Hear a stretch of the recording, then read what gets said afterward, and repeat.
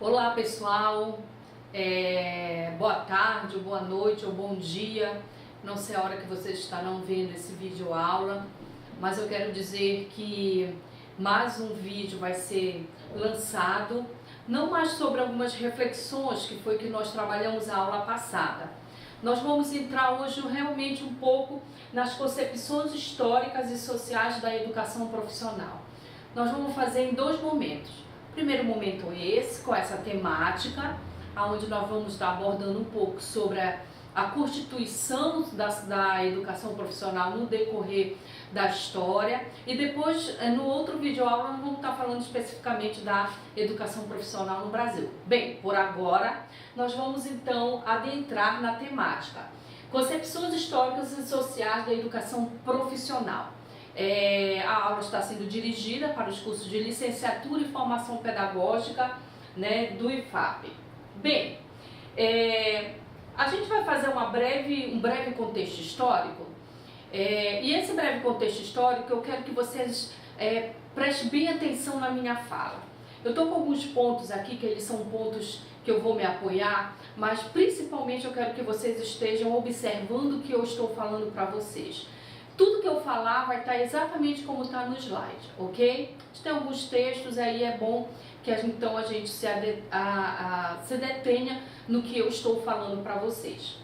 E aí a gente vai iniciar esse prévio histórico com uma citação de Manfred, Segundo Manfred, o fenômeno da educação profissional acompanha as práticas humanas desde os períodos mais remotos da história, quando os humanos, ao longo dos tempos, valendo-se dos recursos do que dispunham nos diversos ambientes terrestres, desenvolviam artefatos com maestria, arte, praticidade e os saberes repassados de geração a geração. Bem, quando nós vamos falar um pouco sobre a educação profissional, eu queria muito que vocês voltassem ao passado, É o momento que a gente para de analisar o presente, a gente faz um retrospecto do passado. E esse retrospecto ele é importante, porque quando nós vamos falar necessariamente, não legalmente, mas na constituição histórica da educação profissional, desde os primórdios da humanidade, o homem ele vai estabelecendo essa relação com o meio ao qual ele está vivendo, o ambiente ao qual ele está vivendo, E esse ambiente vai ser, de certa forma, manipulado por ele. Uma vez a atividade social central para garantir a sobrevivência, homens e mulheres, eles tiveram que fazer uma organização para o funcionamento daquele primeiro momento, O primeiro momento da humanidade vivia-se em tribos, Então tinha que se falar exatamente de uma pequena organização ou de uma pequena manifestação de intervenção do homem em relação ao meio que ele vive, para que ele pudesse então se organizar. E aí a gente vai lembrar que essas sociedades, embora valessem de meios e instrumentos rudimentares de produção, seguiam uma lógica, que não era somente de acumulação, ideologia presente na atual, que é o que está na atual perspectiva de mercado. Eles realmente seguiam uma lógica de intervenção, de manipulação do meio em benefício próprio. Só que naquela época não se tinha nenhum tipo de concepção ideológica de mercado. Todo esse processo, então, era baseado no que nós chamamos de pedagogia da experiência. Era repassado de geração a geração tudo aquilo que se aprendia. Os mais velhos, então, passavam para as gerações mais novas todo o conhecimento ao qual eles estavam, então, desenvolvendo, para que esse conhecimento pudesse ser mantido e aprimorado.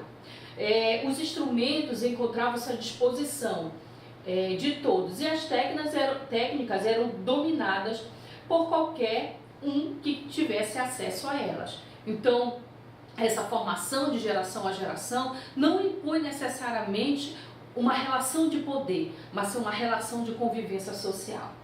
Mesaros, 2005, diz o seguinte: a pedagogia era de caráter reconstrutivo e utilitarista, uma educação para a vida e não para a lógica desumanizadora do capital, que tem no individualismo, no lucro e na competição seus fundamentos. Então, naquele momento, tinha-se essa preocupação de uma educação que se passasse de geração a geração os saberes constituídos, mas não necessariamente ainda numa relação de poder.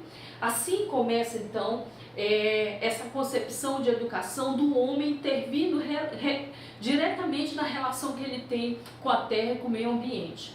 A partir da Revolução Industrial ocorrida na Inglaterra, e aí a gente vai dar um salto exatamente nos séculos 18 e século 20, nós vamos perceber uma longa história, um longo processo de construção social. O homem sai então daquele primeiro momento, né, vem as tribos, vem as sociedades-estados, que naquela época foram as duas principais, Esparta e Atenas, veio o Império Romano, veio o momento da Igreja Católica, né, que perdura então por 1000 anos, mas logo após, no século XVIII, o homem, essa mesma sociedade, né, constituída agora de bases monetárias, a partir de uma classe que surge, que é a burguesia, então faz o grande movimento de transformação que nós chamamos exatamente do processo histórico entre a queda da Idade Média e o início do Estado moderno, tendo como referência a Revolução Industrial. As nações de trabalho vão se construindo e reconstruindo ao longo do tempo, da história, das sociedades humanas, variando de acordo com os modos de organização da população e distribuição da riqueza. Ora, o que ele quer dizer com isso?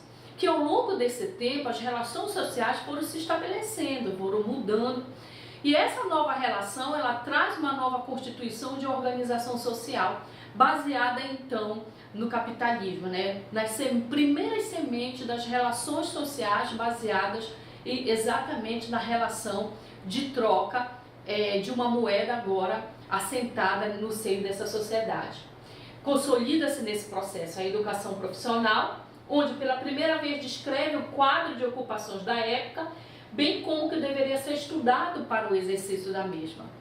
Ora, se essa sociedade passa, ela transita, ela muda de um paradigma altamente dogmático que foi da Igreja Católica para um outro momento, onde houve uma ruptura exatamente de valores sociais, e esses novos valores estabelecem a nova relação baseada no capitalismo, novas organizações e novas maneiras de lidar com isso vai ser estabelecido nessa sociedade.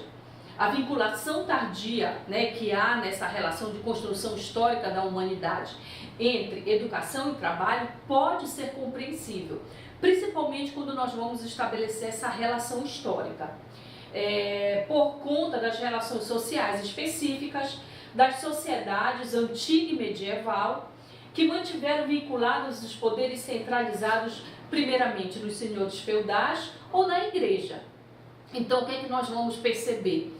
Que a Igreja Católica, no período da Idade Média, ela segura muito, e ela segura também através de uma ideologia dominante, né? A ideologia do dogma da Igreja, a Igreja como centralizadora desse poder.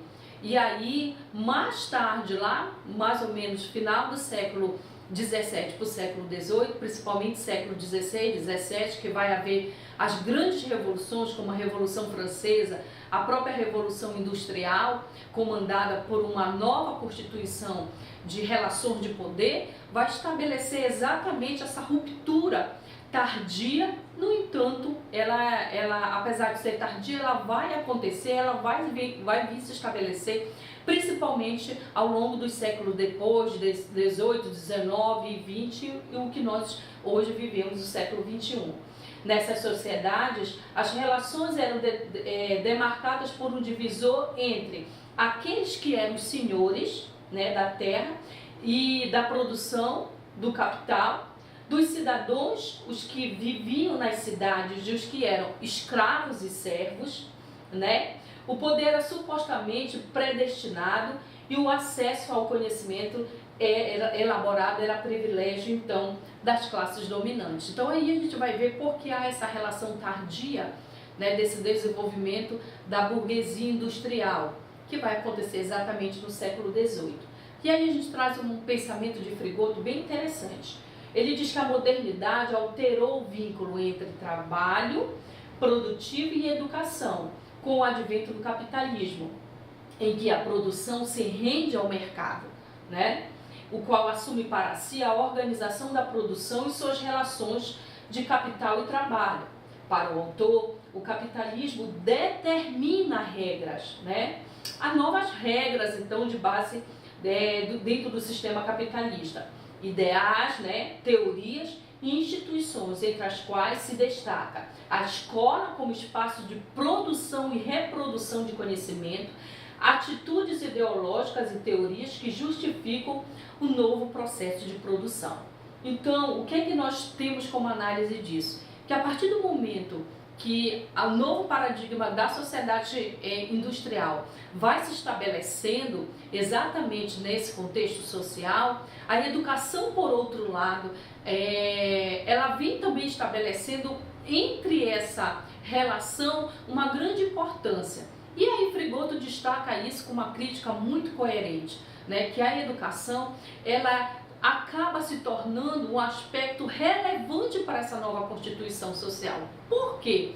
Porque essa nova educação, essa nova concepção, as novas relações sociais das ciências agora como um direcionamento científico para essa sociedade moderna, ela precisa de uma instituição que encaminhe esses novos direcionamentos educacionais para as novas gerações. E essas novas gerações, elas precisam ser abastecidas e alimentadas exatamente de uma nova perspectiva ideológica de conhecimento. E esse conhecimento, sem dúvida nenhuma, vai estar atrelado à questão da sociedade capitalista. E aí a gente vai vendo que a educação profissional, ela começa então a se vincular a essa nova relação social que vai se estabelecendo. No século XVIII, a Revolução Industrial Inglesa promoveu profundas alterações nas relações de produção e de capital e, consequentemente, nas estruturas de modelo de educação que deveria suprir o mercado produtivo denominado pela burguesia emergente. Ora, claro, se antes essa educação era estabelecida pelo dogma da igreja, porque a igreja era detentora do poder, nessa nova constituição social, a própria educação também vai ficar à mercê dessa nova organização social de base capitalista. Essa educação ela precisa dar resposta a essa nova constituição. Primeiramente, nós vamos ver as escolas de artes e ofícios, ou técnicas, né, chamadas técnicas, passaram a ser sistematicamente difundidas como mão de obra. Precisava ser capaz de atender a demanda emergente, ou seja, de servir à produção dos bens de consumo. Se essa sociedade era industrial e ela produzia bens, e nessa relação havia a relação daqueles que detinham o poder, né, o que Marx falava, que eram os donos dos meios de produção, e a classe operária, que naquele momento se estabelecia como uma classe à margem dessa sociedade maior, era necessário então estabelecer naquela época alguma forma de meios para que a educação ela pudesse servir, ela pudesse estar à mercê, ou ela pudesse elaborar formas de que essa sociedade pudesse se desenvolver a partir de um novo conhecimento. Manacorda, ela diz que na visão patronal, possivelmente, se os operários fossem instruídos, poderiam promover uma revolução, ou seja, poderiam exigir que lhe era devido salário justo, salubridade, postos de trabalho, carga de trabalho compatível com a condição humana. Isso significa que se tornariam indivíduos esclarecidos com uma lucidez consciente de sua participação, sua função no mundo, sendo capazes de avaliar e refletir a respeito do mundo. Então, o que a gente traz de análise disso? Que mesmo a gente saindo de uma constituição anterior, que era da sociedade feudal, que mantinha também o povo numa ignorância da fé, dogma, né, da instrução, tendo como ponto de partida a Bíblia, na sociedade capitalista, essa relação talvez ela só muda de papel. Na verdade, quando se constitui o Estado moderno e que se vê o estabelecimento de uma outra classe, né, que é a burguesa, que é os donos dos meios de produção e que tem uma massa enorme de operários que estão ali também à mercê, subjugados a uma situação mercadológica, esses donos de produção também eles vão, de alguma forma, tentar fazer uma manipulação educacional para que essa classe subalterna ela não crie condições de análise sobre a situação dela. Da mesma forma que a igreja fazia. Na época da igreja, era ensinado, mas a maior parte da população não sabia ler e escrever. Eles eram ensinados somente o ensino das letras, mas dentro de uma função de catequizar, de levar esse ensinamento, esse dogma ideológico para a submissão. Na sociedade moderna, a partir dos meios da industrialização, de alguma forma, essa mesma classe que em algum momento era o servo e volta, né, nessa nova constituição como operário, ele também passa por algumas questões de estarem à margem, de não serem liberados para um conhecimento maior, para que eles continuem exatamente na condição que eles estavam, de não questionar o status quo. E aí Mesários ele diz o seguinte: nesse momento vai denominar a separação entre o homem faber e o homem sapiens, né? O que é isso? O homem faber é aquele que detém exatamente o conhecimento da técnica, né? Ele utiliza o que ele tem de conhecimento para dominar meramente a técnica. E o Homo sapiens é exatamente o primeiro momento da evolução do homem, né? Que antes era considerado um homem primitivo, e o Homo sapiens ele é agora aquele que começa de uma outra forma a considerar, a pensar, né? A estabelecer uma relação de conhecimento dele com o meio qual ele vive. Então, na hora que eu pego e separa essa relação trabalho e desenvolvimento humano, essa relação trabalho e conhecimento, o Mesários ele diz que é como se fosse um rompimento, é como eu estabelecesse uma educação específica para um e uma educação de uma outra forma para uma classe mais então privilegiada.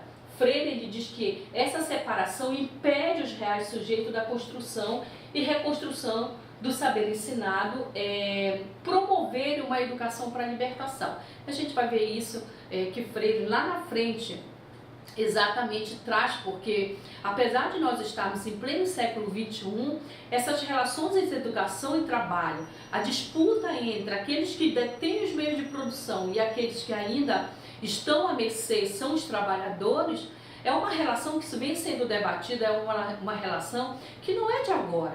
Então, desde os primórdios, nós vamos ver que o homem ele vai estabelecendo. Freire, ele diz o seguinte, que essa separação impede os reais sujeitos da construção e reconstrução do saber ensinado a promover a autonomia e libertação. Ora, o que ele quer dizer com isso?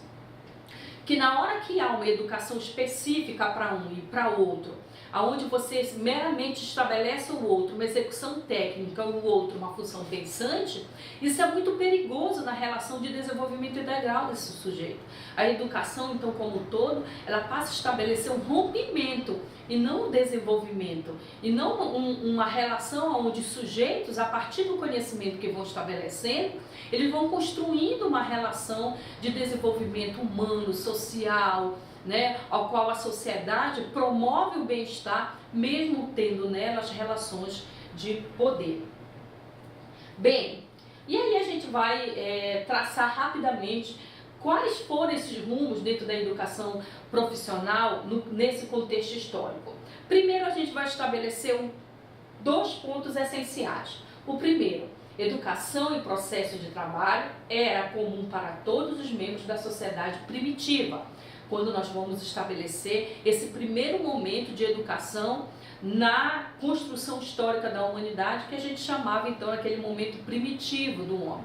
Ele estabelecia essa relação, mas construía essa mesma relação pela geração em geração. Não tinha no primeiro momento uma relação de capital, uma relação de poder. Ele vai construir isso exatamente no decorrer do desenvolvimento dele humano. De acordo com Saviani, com a apropriação privada da terra, os homens dividiram-se em classes. A classe dos proprietários e a classe dos não proprietários. Isso foi uma evolução natural. Esse mesmo homem primitivo que inicialmente começou a manipular o ambiente ao qual ele vivia, ele também começou a perceber que ele estabelecendo uma relação direta com a terra, ele dividisse aquilo, ele plantasse, ele começasse a estabelecer uma relação direta, ele não precisava todo dia sair para caçar, porque ele conseguiria colocar o boi, a vaca, fazer a plantação, e essa plantação iria ser uma plantação de subsistência. Ele não precisaria sair todos os dias, ele precisaria estar ali, cultivar, plantar, cultivar e depois colher. E aí ele estabelece uma relação de propriedade com a terra, né? Aquela terra é minha, aquele local que plantou fui eu. Então essa relação aí vai estabelecendo exatamente a questão da propriedade privada, através do primeiro momento nessa relação que o homem tem com a terra. Essa divisão gera uma divisão na educação. Logo depois isso vai acentuar tremendamente o qual hoje nós estamos então sendo reflexo desse processo. Constituindo-se em educação para os homens livres, pautada nas atividades intelectuais, enquanto que para os serviçais escravos coube a educação inerente ao próprio processo de trabalho. Se eu começo a manipular o ambiente ao qual estou vivendo, e nesse ambiente eu estabeleço alguma relação, eu sou o dono, eu produzo, e alguém que está ao meu lado não tem nada, necessariamente essa pessoa deve estar subjugada a mim, porque ela vai estabelecer uma relação dentro da minha relação de propriedade de terra, de bens materiais. E essa relação é primeiramente que vai levar exatamente à divisão de classe. E se há divisão de classe, consequente vai ter a relação de divisão sobre a educação, daquele que pensa e daquele que exerce atividade manual. E aí a gente vai exatamente tratar ou trazer essa separação da educação e trabalho constituída exatamente em dois processos sociais, aos quais um deles é o que nos leva a trazer essa reflexão dentro do processo histórico da humanidade. A primeira, a forma escravista, e a segunda é feudal. Escravista, no primeiro momento da constituição da sociedade, né, o ambiente ao qual o homem começou a se relacionar, o meio ambiente, depois que ele começou a manipular a terra, depois que ele começou a constituir a propriedade privada, ele começou então também a constituir uma nova relação com o outro, que no primeiro momento era de geração em geração. Essa população então, a partir do momento que ela se torna de subsistência, ela progride, ela avança, ela se desenvolve, e então começa a haver uma relação de propriedade de terra. Nessa propriedade de terra, né, há uma disputa também de poder territorial. Logo então vai surgir a figura do escravo, no primeiro momento, dentro da sociedade, dentro da constituição histórica da sociedade ali antiga. E aí essa Constituição, logo depois, na outra Constituição de sociedade, a qual nós conhecemos como sociedade feudal, esse escravo vai se tornar então o servo na Constituição da sociedade medieval, né? Ele deixa de ser escravo e eles então vão se tornar os donos de terra, principalmente estabelecida na relação da igreja entre os senhores, né, os vassalos, e a essa apropriação social vai levar então aquilo que nós chamamos de servo. Tem os donos, né, os donos de terra, e esses donos de terra têm as pessoas que trabalham dentro do seu território, e eles são então constituídos como servos. Há uma relação de troca de fazeres, né? Aquele que tem e aquele que trabalha. Aquele que trabalha, ele também estabelece uma relação com a terra, ele se alimenta daquilo, mas a maior parte então daquilo que ele produz vai para o senhor feudal. Mas ele é livre, naquele momento ele estabelece uma relação, mas ele é livre, ele entra e sai do feudo sem nenhum problema, desde que ele cumpra a obrigação dele com o seu senhor, dono da terra. E aí eu trago uma grande reflexão que vai exatamente constituir um embasamento para a nossa segunda parte da nossa aula. Que na Europa a gente vai perceber que essa relação de sociedade, primeiramente de escravo, depois de servo, na sociedade moderna no século XVIII, com a Revolução Industrial, esse servo vai passar a ser quem? O operário. Porque a Europa nesse momento, ela começa a fazer a transição dela para um novo paradigma dentro da sociedade científica, né? A sociedade moderna, que rompe exatamente com a ideologia da igreja. E esse indivíduo, então, vai ser o operário.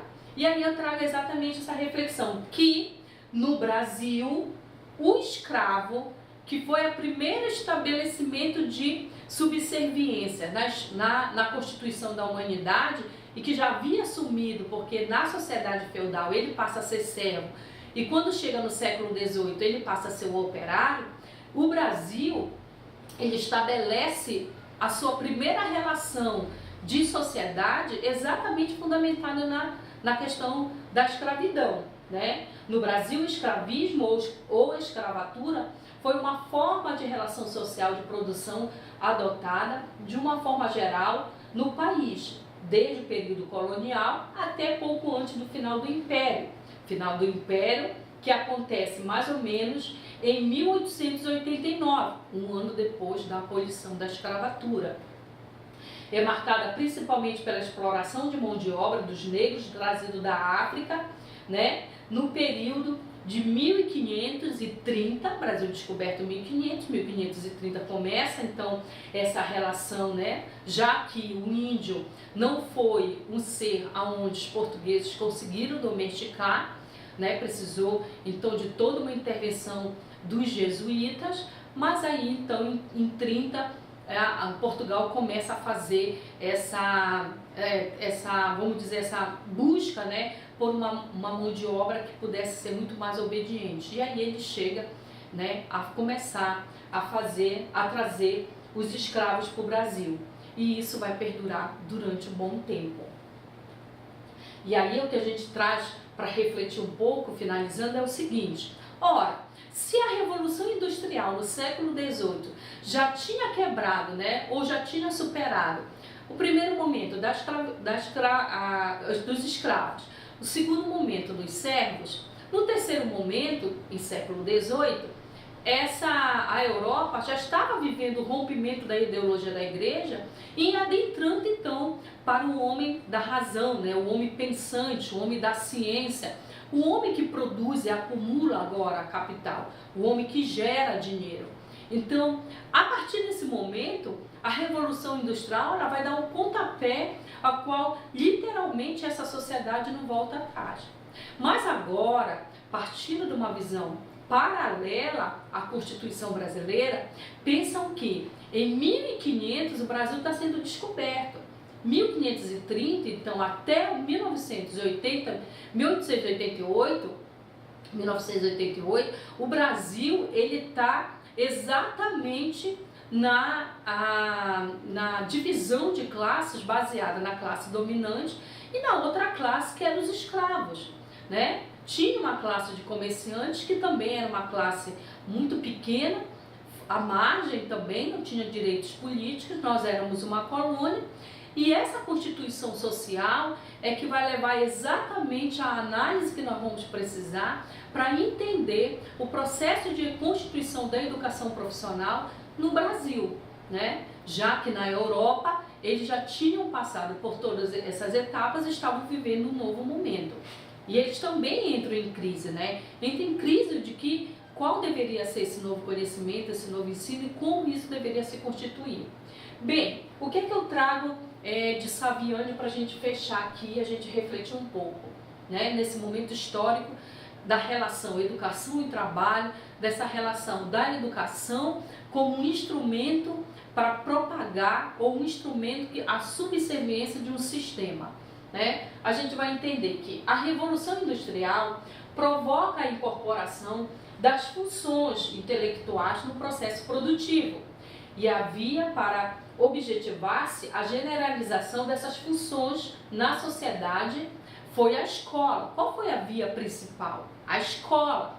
A sociedade, a Revolução Industrial e a sociedade naquele momento constituíam um vínculo necessário entre exatamente o tipo de trabalhador que deveria então estar na fábrica, porque ele precisava ter algumas características diferentes daquele indivíduo que meramente mexia na terra. Ele estava mexendo com máquina agora, né? Então isso vai se constituir exatamente na relação que vai ter, que tipo então de educação serviria para constituir o homem moderno, tá? Tanto que os principais países organizaram sistemas nacionais de ensino, buscando generalizar a escola básica.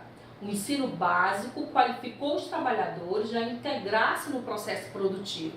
Então essa relação educação e trabalho também houve nos primeiros momentos da modernidade da sociedade mundial, né? no que naquele momento a gente entende a sociedade europeia. Por quê? Porque eles passavam por essa mudança e eles tinham a certeza de que para desenvolver esse novo indivíduo, para essa nova constituição social, a escola era de primordial importância. E isso ela deveria também entender como educar exatamente esse indivíduo para integrar-se àquele processo produtivo, já que o mínimo de qualificação para operar a maquinaria era contemplado no currículo da escola elementar. Então, não é algo que a gente possa dizer que vai ocorrer no Brasil. No Brasil, a gente vai ocorrer as discussões de forma tardia, bem depois, né? E aí, quando for no próximo slide, que é a nossa segunda aula, a gente vai estabelecer essa relação. No entanto, a Europa ela já vinha trabalhando isso e avançando então na sua análise e na sua prioridade quanto ao sistema educativo para a sociedade daquele momento, e que era exatamente o currículo da escola elementar, tá? Quanto às tarefas de manutenção, reparos, ajustes das máquinas, exigiam uma qualificação específica, que demandaram também um preparo específico. Nascem então os cursos profissionais, né? Então olha só o quanto há de distância de séculos entre exatamente o momento de transição da Europa, né, nessa nova vamos dizer, organização social, a partir dos meios de produção, a partir de um estabelecimento do sistema capitalista e o tipo de relação que deveria então se estabelecer para a organização, para o processo produtivo, né? A gente vai perceber que nesse momento eles começam então a fazer essa relação, começam a ter perspectiva de alteração, começam a estabelecer metas do ensino e começam a perceber então que essa educação deveria então de alguma forma preparar esse indivíduo para atuar no meio produtivo.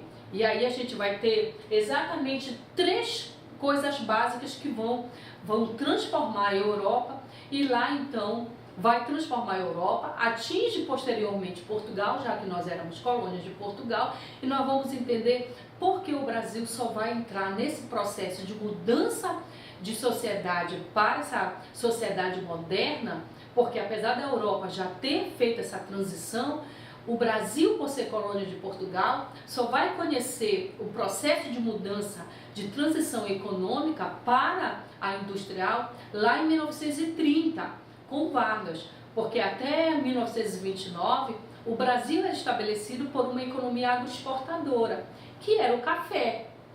E aí não era necessário mudança na economia em nenhum momento no padrão educacional.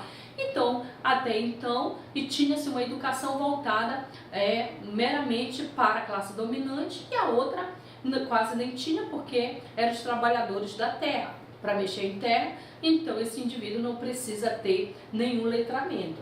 Mas aí a gente tem que ter como característica que, embora o Brasil só vai perceber esse processo tardiamente, só praticamente no início do século XX, a Europa então já estava avançando na sua produção capitalista. A escola, apesar de ser para poucos, ela ainda existia, porque começava a fazer esse processo de educação e trabalho. A burguesia, claro, como sempre, era privilegiada, é a nova classe dominante que se estabelece no primeiro momento lá da igreja, do sistema feudal, era exatamente a igreja. Na sociedade moderna nós vamos estabelecer o Estado, né, e a burguesia como uma classe extremamente poderosa, porque por ela você tem então a manipulação e o domínio do capital. Vamos ver então que isso vai promover a Revolução Industrial no século XVIII. E agora nós vamos terminar dando esse intervalo, mas deixando esse ponto de interrogação, né? Ou esse paralelo, né? Naquele momento, pleno século XVIII, XIX, XX, a Europa ela está toda estabelecida no novo paradigma social, numa sociedade moderna, científica, onde a ciência direciona exatamente a produção, né? Uma nova classe social, a burguesia, os donos dos meios de produção, e a classe do operário. Bem, paramos aí então, e na próxima slide nós vamos trabalhar como se constituiu a educação profissional no Brasil e qual o paralelo que a gente pode fazer então com a história do princípio da mudança que ocorria na Europa em relação ao Brasil. Vamos dar uns 15 minutos, daqui a pouco a gente volta.